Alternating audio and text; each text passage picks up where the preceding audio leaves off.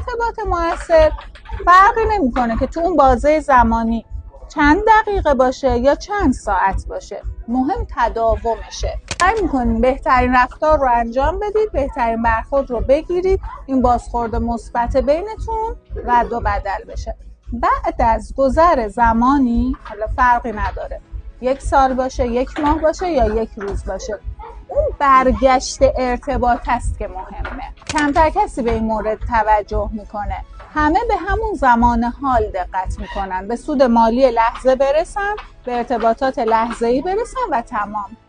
اما وقتی که ارتباطات مؤثر باشه، عمیق باشه، ادامه دار هم خواهد بود. به کیا سر میزنیم؟ دقیقاً به کسایی سر میزنیم که ارتباطشون با شما مؤثر و اثرگذار بوده، توی وجود شما یک جایی برای خودشون پیدا کردن.